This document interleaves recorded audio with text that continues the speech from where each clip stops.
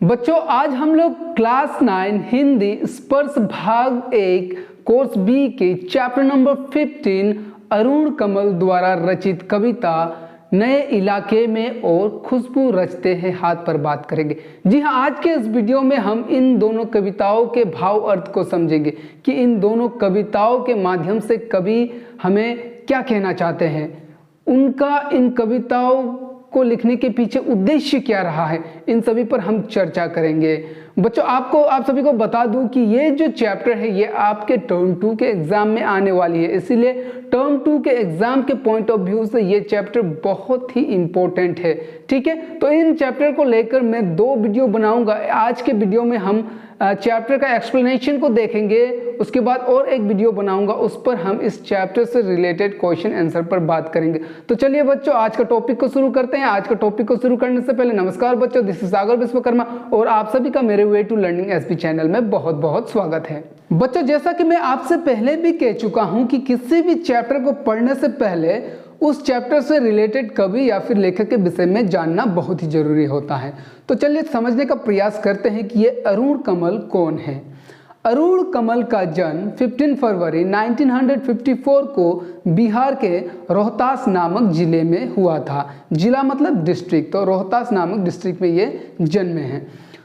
इनका वास्तविक नाम अरुण कुमार है, लेकिन इन्होंने जितनी भी रचनाएं लिखी उन सभी रचनाओं में ये अरुण कमल के नाम से विख्यात हुए। ठीक है, और अरुण कमल जो है आधुनिक हिंदी साहित्य के समकालीन कवि में से एक है। समकालीन का अर्थ है कि 1960s के बाद में जितने भी रचनाकार हुए, जितने भी लेखक या फिर कवि हुए, उन सभी को हम समकालीन कवि, समकालीन रचनाकार या समकालीन लेखक कह सकते हैं।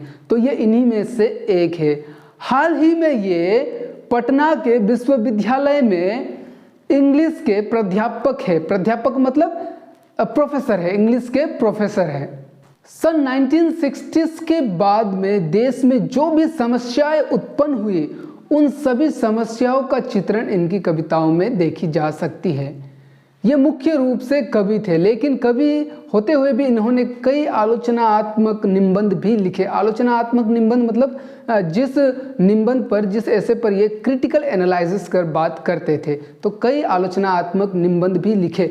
उसी के साथ साथ इन्होंने कई अनुवाद का कार्य भी किया। अनुवाद का कार्य मतलब ट्रांसलेशन का काम भी किया, जैसे कि किसी हिंदी रचना का इन्होंने इंग्लिश में ट्रांसलेशन किया या फिर किसी इंग्लिश रचनाओं का इन्होंने हिंदी में ट्रांसलेशन किया। जैसे कि मैं आपको पहले भी बता चुका हूं कि ये किस चीज़ के प्रोफेसर थे, ये इंग्लिश अंग्रेजी के प्रोफेसर थे। ठीक है, तो इन्होंने कई अनुवाद का कार्य भी किया। इनकी प्रमुख रचनाएं हैं अपनी केवल धार, साबूत, नए इलाके में जो कि 1996 को प्रकाशित हुई थी, उसी तरह पुतली में संसार 2004 को प्रकाशित हुई थी। ये जो 4 मैंने आपको इनकी रचनाएं बताई, ये इनकी कविता संग्रह है। कविता संग्रह मतलब जैसे कि मैं आपको पहले भी बता चुका हूं कि एक कविता संग्रह में कई कविताएं होती हैं। तो आज हम लोग इनकी नए इलाके में कविता संग्रह से 2 कविता पढ़ेंगे, जिसका नाम है नए इलाके में और खुशबू रचते हैं हाथ। इनकी कविता के लिए साहित्यिक अकादमी पुरस्कार के साथ साथ और कई अन्य पुरस्कारों से भी सम्मानित किया गया है। इनकी जो कविताएं हैं वे आप बीती भी है और जग बीती भी है। आप बीती मतलब इनके स्वयं पर, खुद पर जो बीती हुई थी उसका भी चित्रण करती है इनकी कविताएं, और जग पर जो बीती हुई थी उसका चित्रण भी करती है। ये अरुण कमल जो है अपनी कविता में खड़ी बोली हिंदी का प्रयोग करते थे। खड़ी बोली हिंदी का भी इतने सहजता और कुशलता के साथ प्रयोग करते थे कि क्या बात आज की कविता में आप देख पाएंगे। इनकी कविता जो है वे वर्तमान की समस्या पर है, वर्तमान में हो रहे समस्याओं का चित्रण करती है, और उसकी कविताओं में वर्तमान में जो समस्याएं उत्पन्न हो रही है उसके खिलाफ आक्रोश की भावना देखी जा सकती है। अब कविता को पढ़ने से पूर्व इस कविता के पाठ के सार को समझते हैं। नए इलाके में कविता कवि ने क्यों लिखी, इस कविता को लिखने का पीछे कवि का उद्देश्य क्या है। ठीक है, ये जो कविता है वो 1996 को लिखी गई थी। 1996 बहुत दूर की बात नहीं है ना, तब तक तो मैं भी जन्म ले चुका था। मैं 1993 को जन्म ले चुका था और 1996 को मैं 3 वर्ष का हो चुका था। ठीक है, तो तब ये कविता प्रकाशित हुई थी। उस समय समाज में क्या हो रही थी? समाज जो है, देश जो है, वे बहुत ही रफ्तार के साथ परिवर्तित हो रही थी, मतलब कि परिवर्तन हो रहा था। चीज़ें नष्ट किए जा रहे थे, प्रकृति के साथ छेड़खानी हो रही थी, दिनों दिन सड़कों का निर्माण हो रहा था, शहरों का निर्माण हो रहा था, पल पल में मकाने बनाए जा रहे थे और प्रकृति के साथ इस तरह से छेड़खानी हो रही थी। और फिर कभी कहते हैं कि ऐसे स्थिति में जैसे कि क्या होता है कि हम लोग जो है पहले कैसे चीज़ों को याद रखते थे, जैसे एक पेड़ है, उस पेड़ से राइट जाकर मुझे अपने घर की ओर जाना है, तो वो हम लोग के लिए एक सिंबल हो जाता था, एक चिन्ह हो जाता था। तो ऐसे स्थिति में, ऐसे समय में उस पेड़ को देखकर घर को याद रखना मुश्किल हो गया था। क्यों मुश्किल हो गया था? क्योंकि कल तक तो वो पेड़ रहता ही नहीं है। आज उधर पेड़ है तो कल को वो पेड़ काट कर वहाँ पर 2-3 मंजिले का मकान बन चुका होता है। तो इतनी तेजी के साथ, रफ्तार के साथ में देश जो है वो परिवर्तन होने लगा था। ठीक है, तो इस तरह से हम लोग के प्रकृति के साथ भी छेड़खानी हो रही थी। तो इन्हीं सभी चीज़ों पर इस कविता में कवि ने बात की है। आगे जब हम कविता पढ़ेंगे तो इसको विस्तार के साथ में समझेंगे। दूसरी कविता है खुशबू रचते हैं हाथ। इस कविता पर कवि क्या कहते हैं? कवि इस कविता में उन मजदूरों की बात कर रहे हैं जो देश में खुशबू फैला रहे हैं। किसके द्वारा? अगरबत्तियों के द्वारा। अगरबत्ती बेसिकली खुशबू फैलाने का काम करती है ना, और भगवान के पूजा में भी काम आती है। ठीक है, तो अगरबत्ती जो है वो देश में खुशबू फैलाती है, लेकिन उन अगरबत्तियों को बनाने वाले मजदूर जो हैं, ठीक है, वे कहाँ रहते हैं? वे देश के किसी कोने में, तंग गलियों में, बदबूदार गलियों में, ठीक है, कई नालियों के पार वे रहते हैं और उनके हाथ नसों से उभरी हुई है, कटे हुए हाथ है। ठीक है, कोई कोई कोमल सी नाजुक हाथ है। तो इन सभी कविताओं में इन सभी बात का चित्रण हुआ है। अब हम आगे कविता को एक एक कर व्याख्या कर समझेंगे। ठीक है, तो सबसे पहले कविता है नए इलाके में। इन नए बसते इलाकों में जहां रोज बन रहे हैं नए नए मकान, में अक्सर रास्ता भूल जाता हूं, कवि कह रहे हैं। ये कविता आप बीती है, मतलब इस कविता में पात्र कौन है? कवि स्वयं है। वे खुद कह रहे हैं कि यहाँ जो रोज रोज नए मकान बन रहे हैं, आज एक मकान बन रहा है, कल दूसरा मकान बन रहा है, परसों तीसरा मकान बन रहा है, इस तरह से ये जो इलाके बन रहे हैं, ये अब क्या बन रहा है? इलाका बन रहा है। तो यहाँ क्या परेशानियाँ आ रही है? यहाँ पर रास्ता भूलने की परेशानियाँ आ रही हैं। क्यों? क्योंकि हो सकता है कि हम जो चीज़ों को कैसे याद रखते हैं कि कहीं एक पेड़ होता है तो उस पेड़ से हमें राइट टर्न लेना होता है, उस तरह से हम अपने घर को जाएंगे, इस तरह से हम चीज़ों को याद रखते हैं। लेकिन अब चीज़ें क्यों याद नहीं रह रही? क्योंकि कल आज जो वहाँ पर पेड़ है वो कल रहता ही नहीं है। ठीक है, उसको काट दिया जाता है, वहाँ पर मकान बन जाता है, तो कन्फ्यूज़न तो हो जाता है। इस तरह से रास्ता भूलने की समस्या उत्पन्न हो रही है, कवि कह रहे हैं। वास्तव में ये जो कविता है ये वर्तमान समय का व्याख्यान कर रही है। ठीक है, ये तत्कालीन समाज का नहीं, ये वर्तमान स्थिति का व्याख्यान कर रही है। इस कविता में वर्तमान में हो रहे यथार्थ का चित्रण है। ठीक है, किस तरह से ये जो परिवर्तन है ये किस तरह से रफ्तार के साथ में हो रहा है, किस तरह से दिन दिन चीज़ें बदलती जा रही हैं, लोग आधुनिकता की ओर आगे बढ़ते जा रहे हैं और प्रकृति को भी नष्ट करते जा रहे हैं। तो इस चीज़ का इसमें व्याख्यान हुआ है। आगे कवि कहते हैं कि धोखा दे जाते हैं पुराने निशान, खोजता हूँ ताकता पीपल का पेड़, खोजता हूँ ढहा हुआ घर और ज़मीन का खाली टुकड़ा जहाँ से बाएं मुड़ना था मुझे। फिर 2 मकान बाद बिना रंग वाले लोहे के फाटक का घर था 1 मंजिला। कवि कह रहे हैं कि अब जो ये निशान थे, जिन चिन्हों के जरिए में रास्तों को याद रखता था, अब वो धोखा दे रहे हैं। क्यों धोखा दे रहे हैं? क्योंकि वो चिन्ह हटाए जा रहे हैं, वो निशान हटाए जा रहे हैं, दिन ब दिन चीज़ें नष्ट किए जा रहे हैं। ठीक है, खोजता हूँ ताकता पीपल का पेड़। पहले मुझे अपने घर को जाने के लिए पीपल का पेड़ देखकर मुझे याद आता था कि यहाँ से मुझे किस ओर जाना है। इसलिए मैं अब वो पीपल के पेड़ को देखता हूँ कि मुझे अब किस ओर जाना है, लेकिन मुझे वो पीपल का पेड़ दिखाई नहीं पड़ता है। क्यों?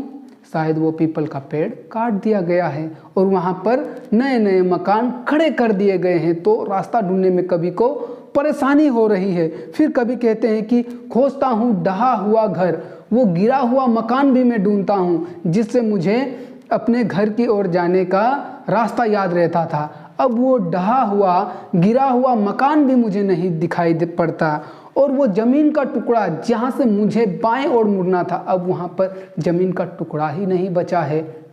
कहने का मतलब कि अब उस ज़मीन के टुकड़े पर भी मकान बन गया होगा। अब वहाँ पर ज़मीन का टुकड़ा ही नहीं जहाँ से मुझे बाएं की ओर मुड़ना था। ठीक है, फिर आगे कहते हैं कि फिर दो मकान बाद बिना रंग वाले लोहे के फाटक का घर था एक मंजिला। फिर 2 मकान बाद बिना रंग वाले लोहे के फाटक का घर था एक मंजिला। फिर 2 मंजिलों बाद एक बिना रंग वाले लोहे के दरवाज़ा है जहाँ पर मुझे जाना है, वही मेरा मंजिल है, लेकिन मैं रास्ता भटक रहा हूँ, मुझे अब वो दिखाई ही नहीं पड़ रहा है। तो इस तरह से कवि ने बताया कि दिन ब दिन कैसे चीज़ें बदलती जा रही थी। ठीक है, देखो क्या होता है कि हम लोगों को जो अपने प्रकृति से प्यार होता है, ठीक है, ये आधुनिकता जो डेवलपमेंट है वो अच्छी बात है, लेकिन डेवलपमेंट के चलते प्रकृति को नष्ट करना भी तो गलत है ना। हम लोग क्या होता है कि प्रकृति से हमें प्रेम होता है। आप किसी फील्ड को ले लीजिए, वहाँ पर आप फुटबॉल खेलते हैं तो आप उस फील्ड से प्यार करेंगे कि नहीं? उस फील्ड से आप प्यार करेंगे ना। अगर कल को उस फील्ड को हटाकर वहाँ पर मकान बना दिया जाए तो आपको दुख लगेगा कि नहीं? लगेगा। तो इसी तरह से कभी कभी दुख है कि वो जो पेड़ हुआ करता था, वो गिरा हुआ जो मकान है, वो भी एक, उसको देखने में भी एक अलग सा आनंद आता था। ठीक है, तो वे खाली टुकड़ा ज़मीन, उसको देखकर एक आनंद सा प्रतीत होता था, जहाँ से मैं बाएं की ओर मुड़कर अपने घर की ओर जाता था। अब वो सब चीज़ें नष्ट हो गए हैं। अब वहाँ पर बड़े बड़े मकान खड़े कर दिए गए, नए नए इलाके बना दिए गए हैं, जिस कारण से अब मुझे अपने घर को पहुंचने में भी कठिनाई आ रही है। मैं रास्ता ही तय नहीं कर पा रहा हूं कि मुझे किस ओर कहां से जाना है। आगे कवि कहते हैं कि और मैं हर बार एक घर पीछे चल देता हूं या 2 घर आगे ठकमकाता। यहाँ रोज कुछ बन रहा है, रोज कुछ घट रहा है, यहाँ स्मृति का भरोसा नहीं। ठीक है, आगे कवि कहते हैं कि अपने घर जाने के चक्कर में मैं एक घर पीछे चला जाता हूँ। मैं अपने घर से एक घर पीछे चला जाता हूँ, मुझे याद ही नहीं, मुझे ज्ञात ही नहीं कि मेरा घर कहाँ था। तो घर ढूंढने के चक्कर में मैं एक घर पीछे पहुँच जाता हूँ।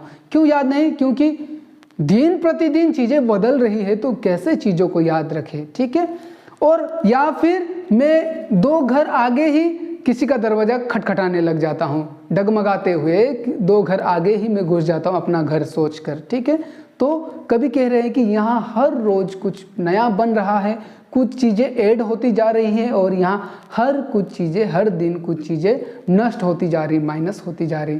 तो इस प्लस माइनस के चक्कर में क्या हो रहा है कि स्मृति पर, याददाश्त पर अब भरोसा करना मुश्किल हो गया है। क्यों मुश्किल हो गया है?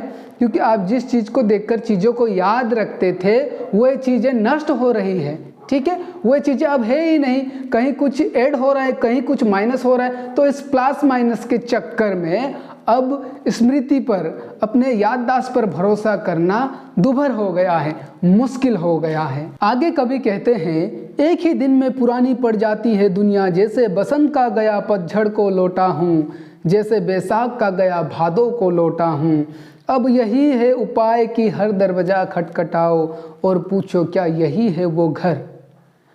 समय बहुत कम है तुम्हारे पास, आ चला पानी ढहा आ रहा आकाश, शायद पुकार ले कोई पहचाना ऊपर से देखकर।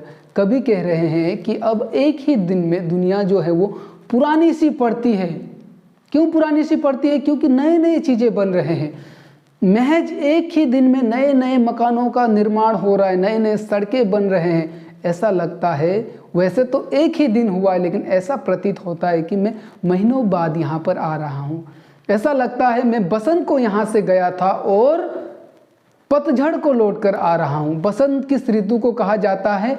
जब फूल, पत्ते, डालियाँ हरी भरी होती है, सभी चीज़ें खिल रहे होते हैं, उस ऋतु को बसंत कहा जाता है। और पतझड़ उस ऋतु को कहा जाता है जब सब कुछ झड़ चुका होता है और रूखा सूखा सा होता है। तो कवि कह रहे हैं कि ऐसा लग रहा है मैं यहाँ से बसंत को गया था, जब मैं यहाँ से गया था तब चारों ओर हरियाली थी, और कल मैं यहाँ पर आया हूँ तो यहाँ पर पतझड़ है, यहाँ पर वैसा दृश्य कुछ भी नहीं है। एक ही दिन में सब कुछ उजाड़ कर सब कुछ उजाड़ दिया गया है और नए नए मकान खड़े कर दिए गए हैं। मकान सीमेंट से, पत्थर से मकान खड़े कर दिए हैं। प्रकृति को इस तरह से नष्ट किया जा रहा है। जैसे बैसाख को का गया और भादों को लौटा। बैसाख मतलब जैसे ऐसा लग रहा है जैसे मैं गर्मियों में गया था और भादों में बारिश के महीने में लौटा हूँ। लेकिन फर्क सिर्फ एक दिन का, लेकिन ऐसा प्रतीत हो रहा है कवि को, ठीक है। इतने तेजी के साथ में परिवर्तन हो रहा था सोसाइटी, ठीक है।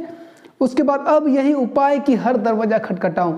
अब अपने घर जाने के लिए अब मेरे पास एक ही उपाय है कि हर दरवाजा को मैं नॉक करूं, हर दरवाजा को खटखटाऊं और पूछूं क्या यही मेरा घर है, क्या मुझे यहीं आना है। ऐसी स्थिति हो गई है कि अब कवि को अपने घर पहुंचने में कठिनाई आ रही है। ये केवल कवि के साथ नहीं हो रहा, ये सभी के साथ हो रहा होगा, ठीक है। तो कठिनाई आ रही है, तो अब उपाय क्या है कि हर दरवाज़ा खटखटाओ और पूछो क्या मुझे जहाँ जाना है ये मंजिल वही है। फिर आगे कवि कह रहे हैं कि अब मेरे पास समय कम है, बहुत शीघ्र ही बारिश होने को है, लेकिन मेरे पास समय कम है, मुझे जल्दी अपने घर जाना है। लेकिन हो सकता है मेरा घर आसपास ही लेकिन मैं घर नहीं पहुंच पा रहा हूं। क्यों नहीं पहुंच पा रहा हूं कि चीज़ें बदल गई है, सब कुछ यहाँ पर अब नए नए बन गए हैं, नए नए चीज़ों का निर्माण हो गया है। अब मेरे पास समय नहीं है। मैं तो ये सोच रहा हूँ कोई मुझे ऊपर से देख कर पहचान ले और मुझे आवाज़ दे, अरे भाई जी कहाँ जा रहे हो, यहाँ है आपका घर। मैं तो उसी उम्मीद में हूँ, ठीक है। तो इस तरह से ये कविता कंप्लीट होता है। इस कविता के बाद दूसरी कविता को अब हम देखेंगे, खुशबू रचते हैं हाथ। खुशबू रचते हैं हाथ कविता में कवि लिखते हैं, कई गलियों के बीच, कई नालों के पार, कूड़े करकट के ढेरों के बाद, बदबू के फटते जाते इस टोले के अंदर, खुशबू रचते हैं हाथ, खुशबू रचते हैं हाथ। इस कविता में कवि ने उन मजदूरों का चित्रण किया है जो हम लोगों के लिए, हम सभी के लिए अगरबत्तियां बनाते हैं, ठीक है। अगरबत्तियां जो है वे खुशबू के लिए यूज़ किया जाता है, ठीक है। ये पूजा पाठ के सामग्री के रूप में प्रयोग किया जाता है, जो कि बेसिकली खुशबू फैलाने का काम करती है। जो पूरे देश में खुशबू फैला रही है अगरबत्तियां, उन अगरबत्तियों को कौन बनाता है?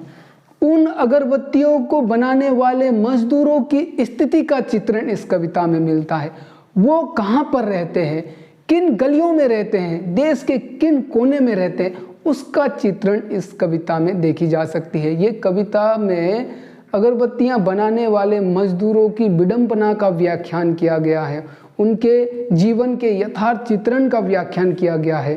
तो एक प्रकार से ये कविता बहुत ही दुखद कविता है, जो हम लोगों के लिए खुशबू फैलाने का काम कर रहे हैं। वे स्वयं बदबू वाले जगह में बैठ रहे हैं। कवि क्या कह रहे हैं, कई गलियों के बीच, कई छोटे छोटे गलियों के बीच में और कई नालियों के पार, ठीक है। नालियाँ क्यों बनाया जाता है? जहाँ पर कचरा बहकर जाए। शहरों का कचरा बहकर नाली से होते हुए कई समुद्र में जाकर मिलता है ना, तो उसलिए नालियाँ बनाई जाती है ताकि गंदगी जो है वह नाले के जरिए चली जाए। तो कई नालियों के पार और उन नालियों के बगल में बैठते हैं ये मजदूर। कौन मजदूर? जो अगरबत्तियां बनाते हैं, ठीक है। वहाँ पर कई कूड़े है, कूड़ा कचरा भरा हुआ रहता है, ठीक है। और बदबू, उन कूड़े कचरों के कारण वहाँ पर बदबू फैली हुई होती है। क्या फैली हुई होती है? बदबू। जहाँ पर कचरा होता है ना, शहरों का कचरा लाकर वहाँ फेंक दिया जाता है, वहाँ से नालियाँ है, तो ऐसे जगह पर जहाँ पर 2400 घंटे बदबू फैली हुई है, ऐसे जगह पर रहते हैं वे मजदूर। कौन मजदूर? जो हम लोगों के लिए खुशबू प्रदान करते हैं, जो हम लोगों के लिए खुशबू बनाते हैं, जो हम लोगों के लिए अगरबत्तियां बनाते हैं। वे अगरबत्तियां बनाकर हम सभी को खुशबू से लाभान्वित कर रहे हैं, हम सभी के बीच खुशबू फैला रहे हैं, लेकिन खुद उस बदबूदार गलियों में रह रहे हैं। यहाँ पर कवि ये कहना चाहते हैं कि जो देश के लिए इतनी बड़ी काम कर रहे हैं, बड़ी काम ही है ना, देश में खुशबू फैला रहे हैं, वैसे मजदूरों को इस देश में रहने का स्थान नहीं है। वे देश के किसी कोने में, किसी कचड़े के, किसी गलियों के, किसी नाली के पास में बैठे हुए हैं और कितना महान काम कर रहे हैं। आगे कवि लिखते हैं, उभरी नसों वाले हाथ, घिसे नाखूनों वाले हाथ, पीपल के पत्ते से नए नए हाथ, जूही की डाल से खुशबूदार हाथ। यहाँ पर कवि उन मजदूरों के हाथ का चित्रण कर रहे हैं, हाथ की दुर्दशा का चित्रण कर रहे हैं, जो हम लोगों के लिए खुशबू फैलाने का कार्य करते हैं, जो घर घर में खुशबू फैला रहे हैं अगरबत्ती के द्वारा। उन मजदूरों के हाथ की स्थिति क्या है, उनकी हाथों की दुर्दशा क्या है, उसका चित्रण करते हुए कवि कहते हैं कि उनके हाथ उभरे हुए नसों वाले हाथ हैं। उभरे हुए नसों वाले हाथ किन के होते हैं? बुजुर्ग लोगों के। जो बुजुर्ग हैं, जो बहुत उम्र वाले लोग हैं, उनके हाथों के नसें उभर चुके होते हैं, मतलब हाथों में नसें दिख रहे होते हैं। ऐसा लग रहा होता है कि कोई खाली जमीन पे कोई पहाड़ हो, इस तरह से उनके नस उभरे हुए होते हैं। तो ऐसे उभरे नसों वाले हाथ भी हम सभी के लिए अगरबत्तियां बनाने का कार्य कर रही है। वही घिसे नाखूनों वाले हाथ, हम क्या करते हैं, हम अपने नाखूनों को सुंदर से काट कर रखते हैं। उनके नाखूनों को तो काटने की आवश्यकता भी नहीं पड़ती, वे काम करते करते घिस चुके हैं। ऐसे घिसे नाखूनों वाले हाथ है जो हम सभी के लिए अगरबत्तियां बनाने का कार्य कर रही है। वहीं पीपल के पत्ते से नए नए हाथ, मतलब कि उन मजदूरों में कुछ छोटे छोटे बच्चे भी हैं जिनके हाथ ऐसे प्रतीत हो रहे हैं जैसे कोई पीपल का कोमल सा पत्ता हो, नए नए पीपल का पत्ता जो बहुत ही कोमल होता है, उसी तरह से उन बच्चे का हाथ भी उस पीपल के पत्ते की भांति लग रही है जो अभी अभी उभरी हुई है, अभी अभी जन्मी हुई है।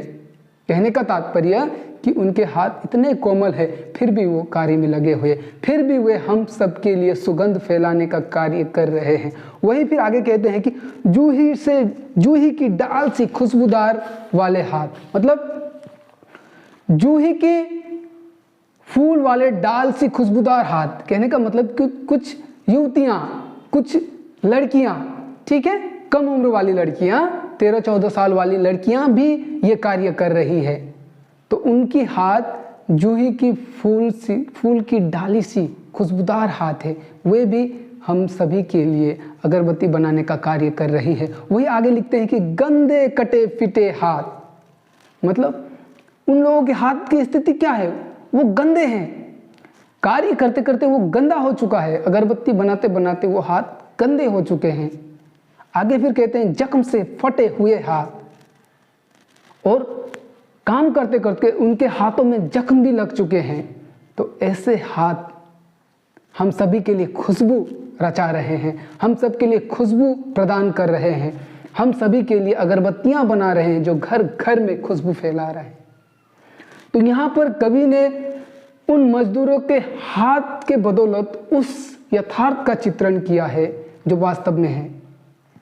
फॉर एग्जाम्पल आप ले लीजिए कि कोई जो बिल्डिंग बनाता है, वो मिस्त्री, वो लेबर, ठीक है, वे उस बिल्डिंग को बनाते हैं। पश्चात उसमें कौन रहता है? अमीर ज़्यादा लोग रहते हैं। लेकिन वो बिल्डिंग को निर्माण करने में, उस बिल्डिंग को बनाने में किसका हाथ है? उस गरीब का हाथ है, उस मजदूर का हाथ है, उस लेबर का हाथ है, उस मिस्त्री का हाथ है, जो बहुत ही गंदा होता है। यहाँ केवल अगरबत्तियां बनाने वाले की बात नहीं की गई है।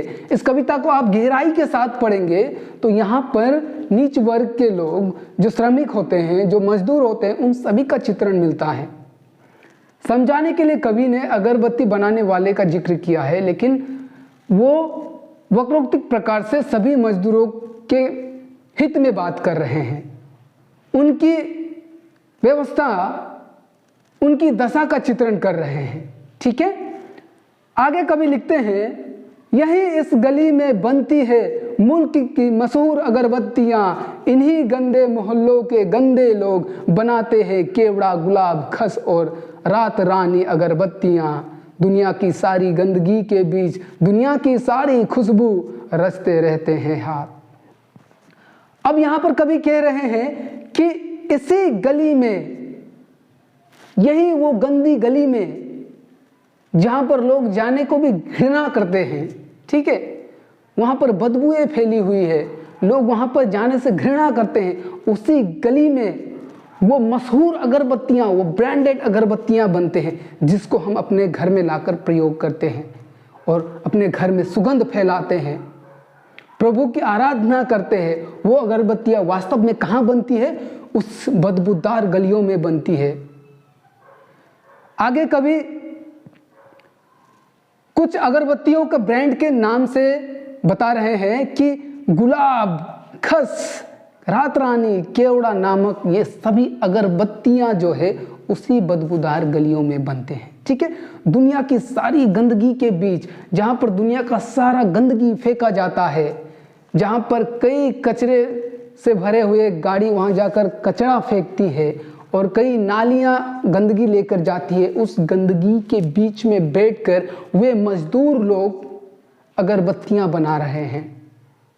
हम देशवासियों के लिए, हर घर घर के लिए वो अगरबत्तियां बना रहे हैं और हम उनसे घृणा करते हैं। हमें लज्जा आनी चाहिए, ऐसी मानसिकता के लिए हमें लज्जा आनी चाहिए, ठीक है।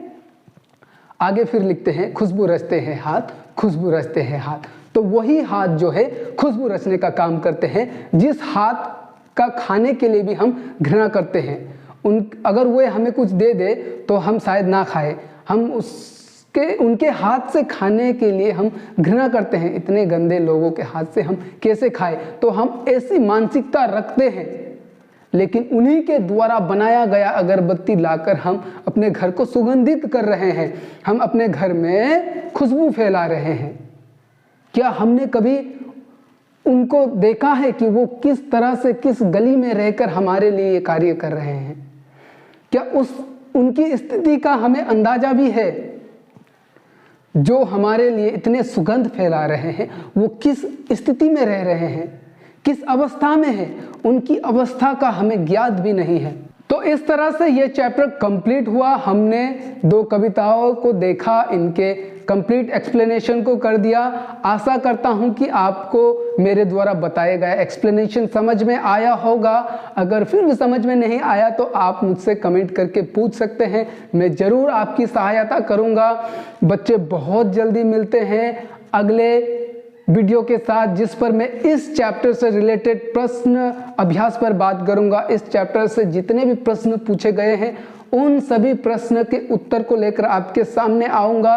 तब तक के लिए आपसे आखिरी बार यही गुजारिश करूंगा कि मेरे चैनल को सब्सक्राइब करें, अगर वीडियो पसंद आए तो लाइक करें और हाँ, बेल आइकन को दबाना ना भूलें ताकि आपके चैप्टर से रिलेटेड मैं कोई भी वीडियो बनाऊं तो उसका सबसे पहला नोटिफिकेशन आपको मिले। तो बच्चे, मिलते हैं बहुत जल्दी, तब तक के लिए जय हिंद, जय भारत, नमस्कार।